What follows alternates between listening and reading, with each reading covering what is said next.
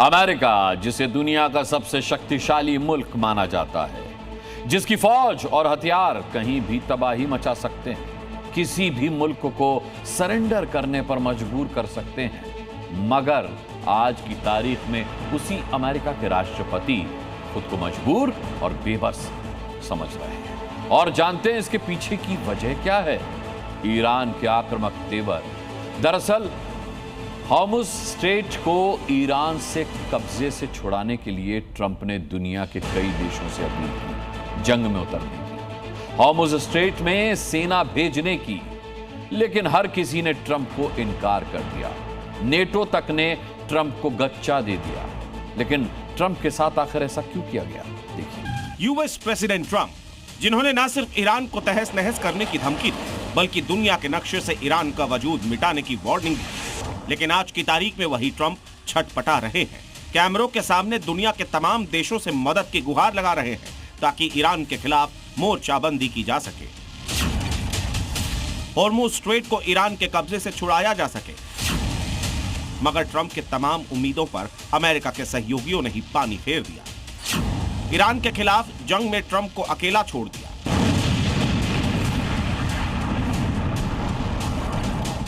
दुनिया के सबसे अहम व्यापारिक समुद्री मार्ग स्ट्रेट ऑफ हॉर्मुज़ पर ईरान से जारी तनाव के बीच ट्रंप ने एक बड़ा कूटनीतिक दांव खेलते हुए अपने तमाम सहयोगियों से जंग में उतरने की, हॉर्मुज़ स्ट्रेट में नौसेना भेजने की अपील कर दी।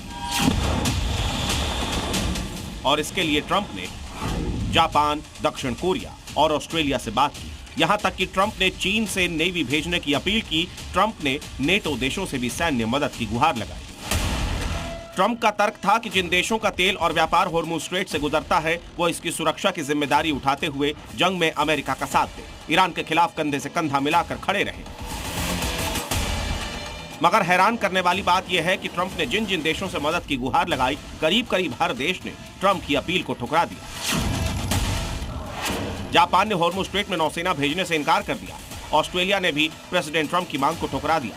साउथ कोरिया ने युद्धपोत भेजने की योजना से इनकार कर दिया। चीन ने अमेरिकी राष्ट्रपति की अपील को अनसुना कर दिया।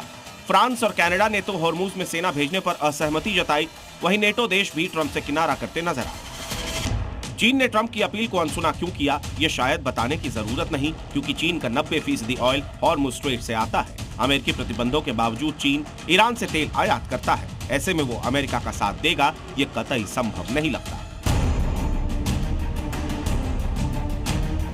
मगर जापान, ऑस्ट्रेलिया, फ्रांस, कनाडा और नेटो के देश ईरान के खिलाफ ट्रंप का साथ देने से इनकार कर रहे हैं। मतलब ये कि यह ट्रंप के लिए बड़ा कूटनीतिक झटका है, क्योंकि इन तमाम देशों को ट्रंप का भरोसेमंद साथी माना जाता है।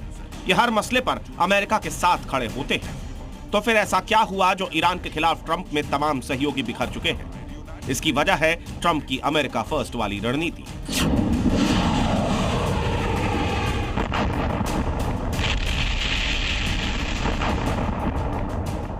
एक्सपर्ट्स का दावा है कि ट्रंप ने कई मौकों पर अपने सहयोगियों को भी नहीं बख्शा, जिसमें टैरिफ भी सबसे बड़ा मुद्दा माना जा रहा है। वहीं आशंका ये भी जताई जा रही है कि अब अंतर्राष्ट्रीय राजनीति में अमेरिका का प्रभाव घट रहा है, लिहाजा ईरान के खिलाफ कोई भी ट्रंप का साथ देने के लिए तैयार नहीं है। वहीं ट्रंप अपने सहयोगियों को धमकी देने पर उतारू है, अंजाम भुगतने की धमकी दे रहे हैं। अब ये देखना होगा कि जंग में अकेले पड़े ट्रंप ईरान को कैसे चित्त करेंगे। ब्यूरो रिपोर्ट, जी मीडिया। ईरान ने इजराइल पर एक ऐसे हथियार से हमला किया है जिसका तोड़ ना तो ट्रंप बाबू के पास है और ना ही नेतन्याहू साहब के पास है। तेहरान से मौत बनकर यह मिसाइल जो है वो चलती है और 3 देशों के रडार सिस्टम को चकमा देती हुई इजराइल की जमीन को धुआं धुआं कर देती है। न तो आयरन डोम इसे डिटेक्ट कर पाता है और ना अमेरिका का अल्ट्रा एडवांस रडार इस मिसाइल की मार। इसकी रफ्तार देखकर अमेरिका और इजराइल की टेंशन जो है वो थोड़ी बढ़ गई। इसकी मारक क्षमता, इसकी रफ्तार, इसकी सटीकता, इसकी उड़ान के बीच दिशा बदलने की क्षमता इस हथियार को ईरान का सबसे पावरफुल हथियारों में से एक बनाती है। इसकी मार दुश्मन को बिलबिलाने पर मजबूर कर देती है। इस नायाब हथियार का नाम है सेजिल 2। ये कितनी पावरफुल है सबसे पहले ये देखिए, उसके बाद दिखाएंगे सेजिल का वो कारनामा जिसे देख इजराइल और अमेरिका दोनों की कपकपी छूट रही है। ईरान और इजराइल के बीच की हवाई दूरी है करीब 1700 किलोमीटर। जब ईरान लंबी दूरी की कोई मिसाइल दागता है तो इजराइल तक पहुंचने में 12 से 15 मिनट का वक्त लग जाता है। जाहिर है मिसाइल का इजराइल तक पहुंचना इतना आसान नहीं है।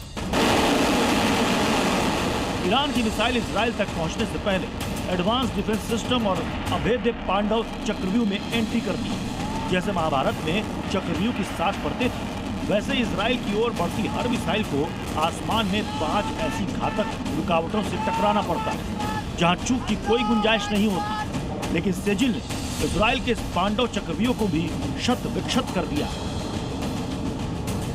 क्या है इजराइल का ये पांडव चक्रव्यूह, इसे समझते हैं। सेजिल कैसे भेदती है ईरान का पांडव चक्रव्यूह, इसे बहुत ध्यान से समझना होगा।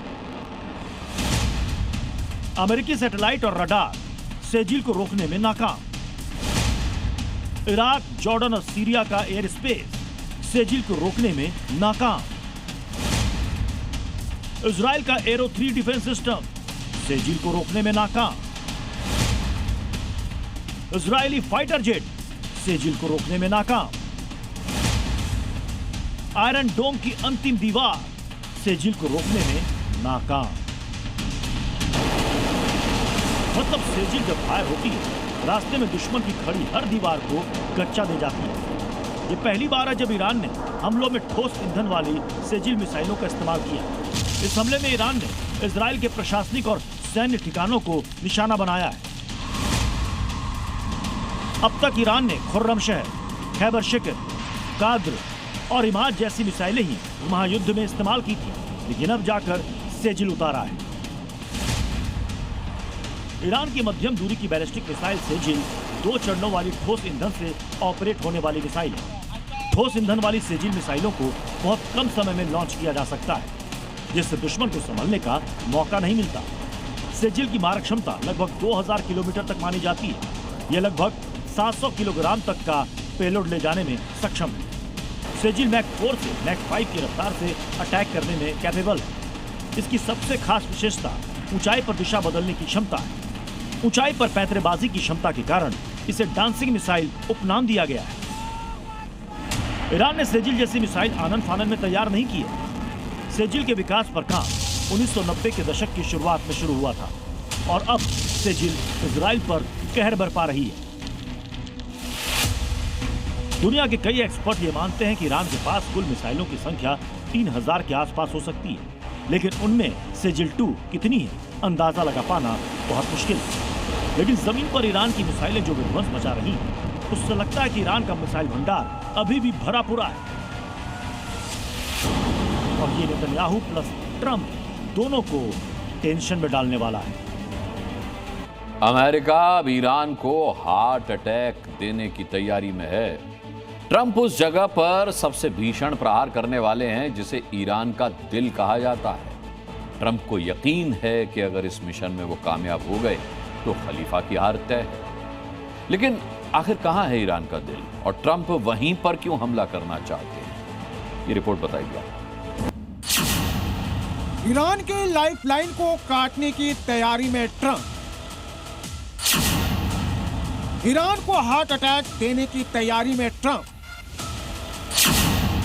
ईरान पर ऐसी चोट करेंगे ट्रंप, ईरान हो जाएगा सरेंडर को मजबूर। ट्रंप ईरान की टॉप लीडरशिप को खत्म कर चुके हैं। प्रमुख सैन्य परमाणु ठिकानों को अमेरिका और इजराइल तबाह कर चुके हैं। अभी तक ईरान में 1800 से ज्यादा लोग मारे जा चुके हैं। लेकिन युद्ध के 16 दिन बाद भी ईरान मिडिल ईस्ट के इस बैटल ग्राउंड में टिका हुआ। अमेरिका इजराइल समेत खाड़ी देशों पर अकेले पलटवार कर रहा है। अब ट्रंप मिडिल ईस्ट में युद्ध को खत्म करने के लिए ईरान पर फाइनल अटैक की तैयारी में है। ट्रंप चाहते हैं कि यह अटैक ऐसा हो जिसके सामने ईरान को सरेंडर करना पड़ जाए और ट्रंप ने इसके लिए चुना है ईरान के कार्ग आइलैंड को।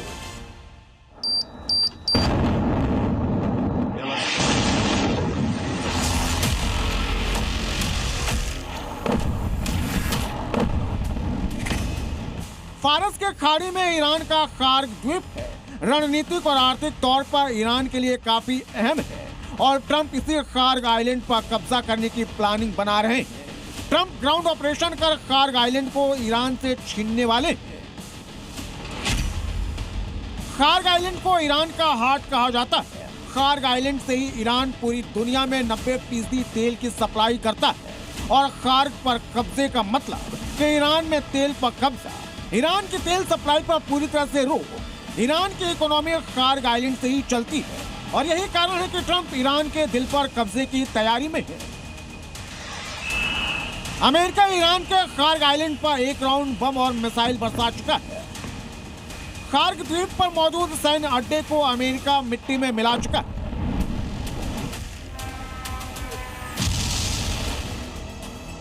अब दूसरे राउंड में ग्राउंड ऑपरेशन के जरिए कब्जे की तैयारी है। हम ईरान के खार्ग आइलैंड पर और भी हमले कर सकते हैं। पहले किए गए हमलों में ईरान के बड़े तेल निर्यात केंद्र को काफी नुकसान पहुंचा है। खार्ग आइलैंड पूरी तरह ध्वस्त हो चुका है, लेकिन हम सिर्फ मजे लेने के लिए इस पर कुछ और हमले कर सकते हैं। लेकिन ईरान भी पलटवार के लिए तैयार बैठा है। ईरान के विदेश मंत्री अब्बास अरागची ने ट्रंप को चेतावनी दे दी, खार्ग पर कब्जा मतलब मिडिल ईस्ट में विनाश। अमेरिका ने ईरान के खार्ग आइलैंड पर यूएई में मौजूद अमेरिकी एयरबेस से हमला किया और खाड़ी देशों में ही अमेरिका खार्ग आइलैंड पर ग्राउंड ऑपरेशन के लिए सैनिक भेज सकता है।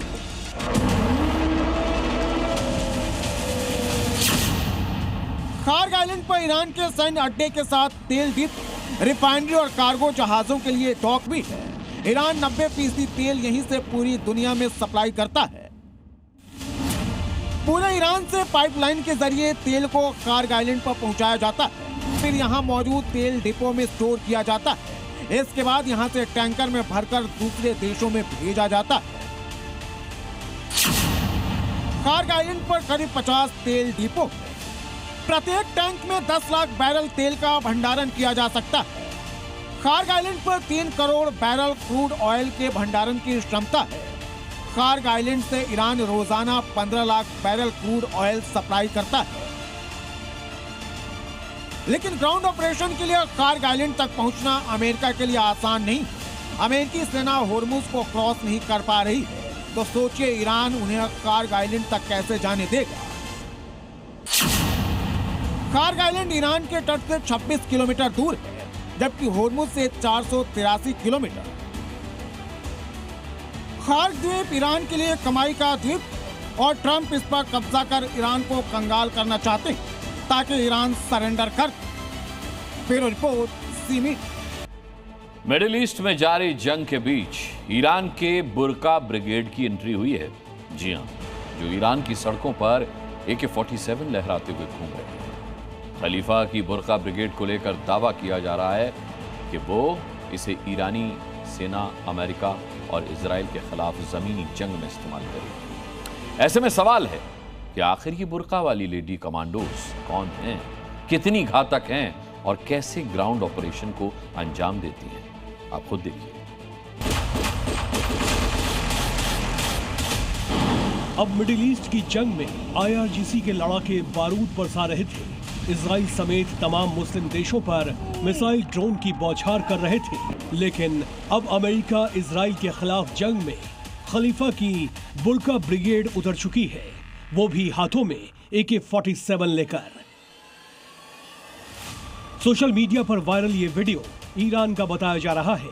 इस वीडियो में साफ साफ नजर आ रहा है कि दर्जनों की तादाद में बुर्का नशी महिलाओं ने अपने हाथों में AK-47 ले रखी है और उसे लहरा रही हैं। इस वीडियो में खास तरह का म्यूजिक भी सुनाई दे रहा है और जिस तरह हथियारों से लैस बुर्का ब्रिगेड खड़ी है, उसके ठीक पीछे आयतुल्लाह खामेनेई की तस्वीर भी दिखाई दे रही है, जिन्हें हाल ही में अमेरिका ने हवाई हमले में मार दिया। मिडिल ईस्ट में जारी जंग के बीच ईरान की बुरका ब्रिगेड का ये वीडियो इस बात का संकेत है कि अब अपने सुप्रीम लीडर की मौत का इंतकाम लेने के लिए ईरान की महिलाएं भी हथियारों के साथ उतर चुकी हैं। ईरान की बुरका ब्रिगेड को लेकर दावा किया जा रहा है कि इनका ताल्लुक ईरान रिवॉल्यूशनरी गार्ड की खास बटालियन बसीज से है, जिन्हें ईरान में बसीज फोर्स कहा जाता है। दरअसल बसीज फोर्स ईरान की पैरामिलिट्री मिलिशिया है जो सीधे ईरान के सुप्रीम लीडर को रिपोर्ट करती है। इसे 1979 की ईरानी क्रांति के बाद तैयार किया गया। ईरान के नेता रूहुल्लाह खुमैनी ने इसकी स्थापना की थी। बसीज फोर्स में महिला कमांडो भी शामिल होती हैं। बसीज फोर्स की बुर्का ब्रिगेड को घातक हथियारों के साथ ट्रेनिंग दी जाती है ताकि मुल्क पर अगर हमला हो, इमरजेंसी जैसे हालात बने तो ये बुर्का ब्रिगेड उसे कंट्रोल कर सके। आपको बता दें कि खलीफा की इस बुर्का ब्रिगेड का काम सरकार विरोधी प्रदर्शनों को नियंत्रित करना, ड्रेस कोड और धार्मिक नियमों का पालन करवाना, युद्ध या इमरजेंसी में सेना IRGC की मदद करना, धार्मिक और सामुदायिक कार्यक्रमों की निगरानी करना है। अमेरिका और इजराइल के खिलाफ बुर्का ब्रिगेड को उतारने की सबसे बड़ी वजह यह है कि अमेरिका और इजराइल किसी भी वक्त ईरान में ग्राउंड ऑपरेशन का आगाज कर सकते हैं। लिहाजा उससे पहले ही ईरान ने अपनी बुर्का ब्रिगेड को उतार दिया है, जो बैटल ग्राउंड में US इजराइल की फौज का सामना करेंगी, सैन्य ऑपरेशन में IRGC की मदद करेंगी। आपको बता दें कि ईरान किसी तरह से भी पीछे हटने को तैयार नहीं। समंदर से लेकर आसमान तक अमेरिका और इजराइल का मुकाबला ईरान कर रहा है। और अब इस जंग में बुर्का ब्रिगेड की भी एंट्री हो गई है, जो जमीनी जंग लड़ने में माहिर है और किसी भी देश के ताकतवर सेना से मुकाबला कर सकती है। यानी मिडिल ईस्ट में जंग और भी विध्वंसक होने वाली है, क्योंकि ईरानी सेना IRGC कमांड के बाद वहां की महिलाओं ने भी दो हाथ करने की कसम खा ली है। अमेरिका से मुकाबले के लिए अब ईरान दूसरे विश्व युद्ध वाला हथियार लेकर आया है।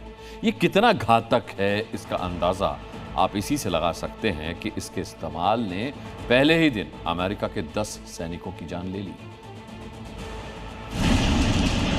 दनदनाते हुए 30 सेकंड में 50 से ज्यादा रॉकेट से हमला, पलक झपकते ही दुश्मन साफ। इस अग्नि परिंदों की रफ्तार इतनी तेज कि दुश्मन को बचने का मौका ही नहीं मिलता। ये सेकेंड वर्ल्ड वॉर का सबसे खतरनाक हथियार कत्यूशा रॉकेट। ईरान अमेरिकी एयरबेस पर सेकेंड वर्ल्ड वॉर के इसी खतरनाक हथियार से हमला कर रहा। ईरान ने इसी कत्यूशा रॉकेट से इराक में मौजूद अमेरिका के विक्टोरिया एयरबेस पर हमला किया। बगदाद में मौजूद विक्टोरिया एयरबेस अमेरिका का सबसे हाईटेक एयरबेस है, लेकिन अमेरिकी रडार ईरान की तरफ से दागे जा रहे इन रॉकेट को न तो इंटरसेप्ट कर पाए और न ही रोक पाए। ईरान की तरफ से दागे गए कत्यूशा रॉकेट सीधे अमेरिकी सैनिकों के ऊपर जाकर गिरे। इस हमले में अमेरिका के 10 सैनिकों की मौत हो गई, जबकि 6 से ज्यादा घायल बताए जा रहे हैं। मिडिल ईस्ट में जारी जंग के बीच बगदाद में ईरान के किसी एक हमले में अभी तक सबसे ज्यादा अमेरिकी सैनिक मारे गए। ट्रंप को भी यकीन नहीं हो पा रहा है कि ईरान उनके सैनिकों का इतनी आसानी से शिकार कर रहा है। ईरान जिस कत्यूशा रॉकेट से अमेरिका और खाड़ी देशों पर हमले कर रहा है, यह रूसी रॉकेट है। रूस ने इसे सबसे पहले दूसरे विश्व युद्ध में बनाया था। रूस में इसे मौत की मिसाइल भी कहते हैं। और अब ईरान अमेरिका और खाड़ी देशों पर इसी मौत की मिसाइल से हमले कर रहा है। मल्टीपल रॉकेट लॉन्चर होने के कारण दुश्मन अगर एक रॉकेट से बच भी जाता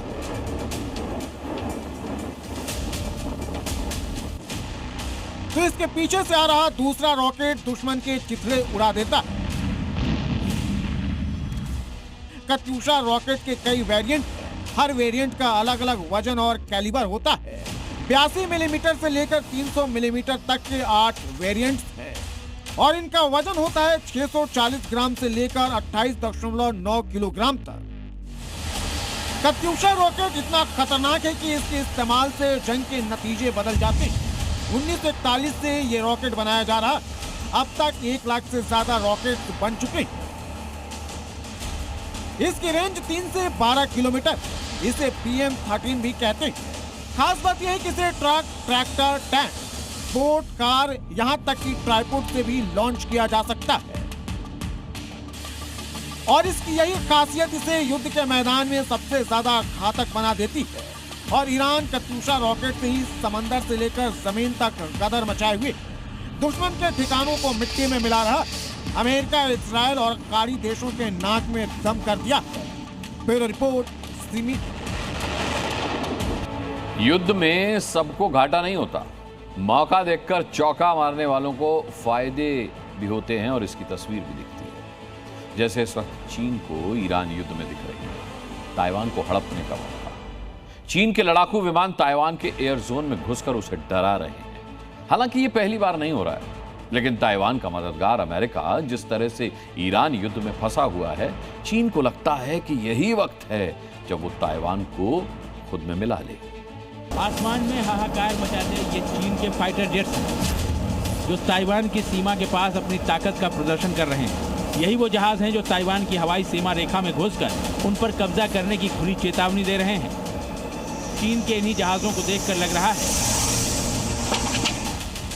कि क्या फारस की खाड़ी में स्ट्रेट ऑफ होर्मुज से करीब 6000 किलोमीटर दूर पूर्वी चीन सागर में मौजूद ताइवान स्ट्रेट युद्ध का नया मैदान बनने जा रहा है।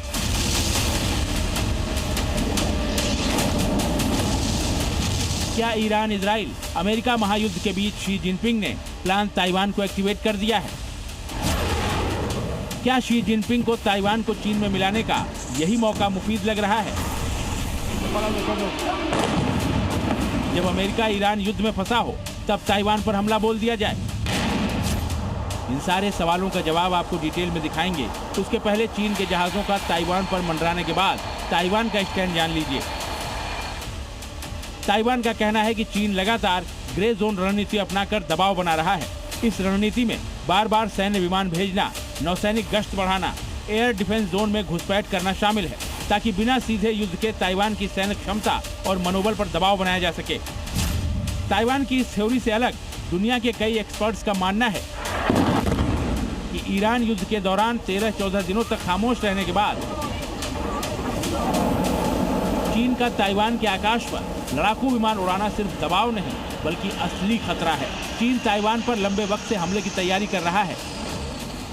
अगर अमेरिका ईरान युद्ध में ज्यादा दिनों तक फंसा रहा तो चीन वाकई ताइवान पर हमला कर सकता है। यहाँ ये समझना भी बेहद जरूरी है कि सिर्फ चीन ही ताइवान को हड़पने की तैयारी नहीं कर रहा, बल्कि उत्तर कोरिया भी जापान और साउथ कोरिया को धमका रहा है। इसके पीछे शी जिनपिंग और तानाशाह किम जोंग उन की सोची समझी चाल हो सकती है। ईरान और उत्तर कोरिया बहुत पुराने दोस्त हैं, तो एक तो थ्योरी ये है कि चीन ताइवान को टारगेट कर और उत्तर कोरिया जापान और साउथ कोरिया को टारगेट कर अमेरिका पर जंग खत्म करने का प्रॉक्सी प्रेशर यानी अप्रत्यक्ष रूप से दबाव डाल रहे हैं। और दूसरी थ्योरी ये है कि अमेरिका के जंग में फंसे होने के चलते चीन और उत्तर कोरिया दोनों ताइवान और साउथ कोरिया पर हमला कर सकते हैं। क्या है शी जिनपिंग और किम जोंग उन की रणनीति, ये क्लियर नहीं है, लेकिन जो जमीन पर दिख रहा है वो वाकई डराने वाला है और ट्रंप के लिए चेतावनी भी है। चीन ताइवान पर हमला करता है तो अमेरिका को मदद करनी होगी, तो युद्ध का एक फ्रंट खुल जाएगा। युद्ध का दूसरा फ्रंट होगा अगर उत्तर कोरिया जापान और दक्षिण कोरिया पर हमला कर देता है तो अमेरिका को मदद करनी होगी। और युद्ध का तीसरा फ्रंट है ईरान, जहां जंग चल ही रही है। इसी के साथ यूक्रेन के लिए भी अमेरिका ही असली फाइट कर रहा है, मतलब युद्ध का चौथा फ्रंट। सवाल है अमेरिका जो ईरान से निपटने के लिए नाटो देशों से मदद मांग रहा है, एक साथ कितने फ्रंट पर लड़ेगा, कहां लड़ेगा, और इतने मोर्चे पर एक साथ लड़ने के लिए क्या अमेरिका तैयार भी है? ये पहली बार नहीं है जब चीन के लड़ाकू विमान ताइवान की सीमा में घुसे हों। चीन ताइवान को अपना हिस्सा मानता है, जबकि ताइवान खुद को एक स्वतंत्र देश बताता है। चीन ताइवान को खुद में मिलाने के लिए बल प्रयोग की धमकी देता है। ताइवान चीन की धमकी के खिलाफ जंग लड़ने की बात करता है। ईरान युद्ध में अमेरिका की सैन्य शक्ति और संसाधन मिडिल ईस्ट में फंसे हुए हैं और ताइवान स्ट्रेट को चीन की खौलाने की तैयारी दुनिया को एक और भीषण युद्ध में धकेल सकती है। ब्यूरो रिपोर्ट, ज़ी मीडिया। मिडिल ईस्ट में अमेरिका, इजराइल और ईरान युद्ध में यूक्रेन की भी एंट्री हो गई है। जी हाँ, यूक्रेन के राष्ट्रपति ज़ेलेंस्की ने कुछ ऐसा बोल दिया है कि ईरान भड़क गया है। ईरान तो यूक्रेन पर मिसाइल हमले तक की धमकी दे चुका है। आखिर ज़ेलेंस्की ने ऐसा क्या कह दिया है, ऐसा क्या कर दिया है, ईरान ने मिडिल ईस्ट की तरह यूक्रेन को हमले की धमकी दे दी? देखिए रिपोर्ट। क्या रूस के दुश्मन नंबर 1 पर अब ईरान हमला करने वाला? क्या रूस के बाद अब ईरान भी यूक्रेन पर हमला करेगा? यूक्रेन को ईरान की सबसे बड़ी धमकी, मिडिल ईस्ट से दूर रहो नहीं तो मिसाइल दाग देंगे। यूक्रेन के राष्ट्रपति ज़ेलेंस्की से अपना घर संभल नहीं रहा और वो चले मिडिल ईस्ट में ईरान की पिटाई से अमेरिका को बचाने। खाड़ी देशों में अमेरिका की हालत देखकर ज़ेलेंस्की भी डरे हुए हैं। ईरान के सामने जब अमेरिका टिक नहीं पा रहा तो फिर यूक्रेन उसका मुकाबला कैसे कर पाएगा? दरअसल ज़ेलेंस्की ने मिडिल ईस्ट में चल रही जंग में अमेरिकी एयरबेस की सुरक्षा के लिए मदद का ऐलान किया। मिडिल ईस्ट के देशों और उस इलाके में यूएस के बेस को बेहतर तरीके से सुरक्षित रखने की जरूरत है, इसलिए उन्हें ड्रोन इंटरसेप्टर की जरूरत है। ये हमारी नई टेक्नोलॉजी है। मिडिल ईस्ट में लड़ाई जमीनी नहीं है, ये हवाई लड़ाई है, इसलिए उन्हें बहुत सारे एयर डिफेंस सिस्टम की जरूरत है। यूनाइटेड स्टेट्स बेशक अपनी एयर फोर्स का इस्तेमाल करता है, लेकिन आसमान को बंद करने के लिए हमारे पास जो था हमने दिया। यूक्रेन में रूसी ड्रोन्स का मुकाबला यूक्रेन के छोटे छोटे ड्रोन बड़े ही आसानी से कर रहे हैं और रूसी ड्रोन को टारगेट से पहले ही मारकर जमीन पर गिरा दे रहे हैं और ज़ेलेंस्की यही इंटरसेप्टर ड्रोन अमेरिका को देने की बात कर रहे हैं।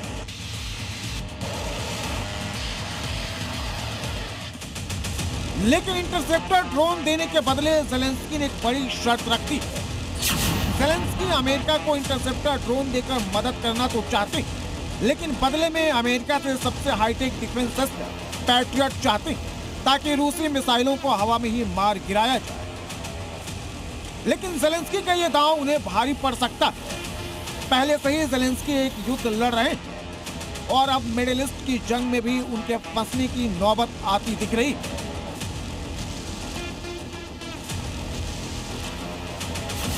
ईरान की तरफ से सीधी धमकी दी गई कि अगर यूक्रेन इजराइल समर्थित अलायंस को ड्रोन इंटरसेप्टर देता है तो उसे युद्ध में शामिल माना जाएगा और ईरानी मिसाइलें यूक्रेन पर भी बरस सकती। जंग मिडिल ईस्ट में जारी है, लेकिन इसका असर पाकिस्तान में भी देखने को मिल रहा है, जहां पेट्रोल डीजल के बाद अब एलपीजी गैस की किल्लत हो गई है। कराची में तो करीब 70% गैस सप्लाई ठप हो चुकी है, जिसका नतीजा ये हुआ है कि रमजान के महीने में रोजा रखने वाले पाकिस्तानी अब छटपटा रहे हैं और अपनी हुकूमत से सवाल पूछ रहे हैं कि जब भारत के जहाज हॉर्मुज़ स्ट्रेट से गुजर रहे हैं तो फिर पाकिस्तान के क्यों नहीं? मिडिल ईस्ट में जारी तनाव के बीच भारत का एलपीजी टैंकर शिवालिक गुजरात के मुंद्रा पोर्ट पहुंचा तो पाकिस्तानी छाती पीटने लगे, क्योंकि शिवालिक जहाज उसी स्ट्रेट ऑफ हॉर्मुज़ को पार करके आया है जहां पाकिस्तान समेत दुनिया के तमाम मुल्कों के ऑयल और गैस टैंकर फंसे हुए हैं। और उसके पीछे की वजह है ईरान, जिसने हॉर्मुज़ स्ट्रेट को ब्लॉक करके रखा हुआ है।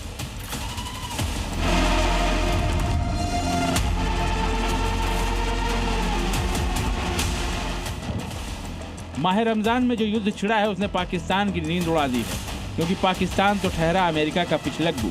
लिहाजा ईरान ने पाकिस्तान के ऑयल और गैस टैंकर को हॉर्मुज़ स्ट्रेट में ही रोक लिया है।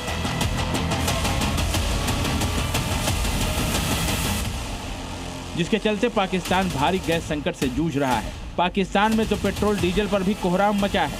आपको बता दें कि हॉर्मुज़ स्ट्रेट पर नाकाबंदी के चलते पाकिस्तान के कराची में 70% से ज्यादा इलाकों में गैस सप्लाई ठप हो गई है। रोजेदारों को सहरी और इफ्तार करने में बेहद मुश्किलें आ रही हैं। सिलेंडर की किल्लत के चलते होटल और रेस्टोरेंट बंद हो चुके हैं। इस वक्त पाकिस्तानियों पर दुख का ऐसा पहाड़ टूटा है जिसकी कल्पना भी नहीं की जा सकती। मुल्क में गैस की किल्लत है, सिलेंडर मिल नहीं रहा, पेट्रोल डीजल की कीमतों में भारी इजाफा हो रखा है, तो वहीं पाकिस्तानी हुकूमत ने कर्मचारियों की 30% सैलरी काटने का भी फरमान जारी कर दिया।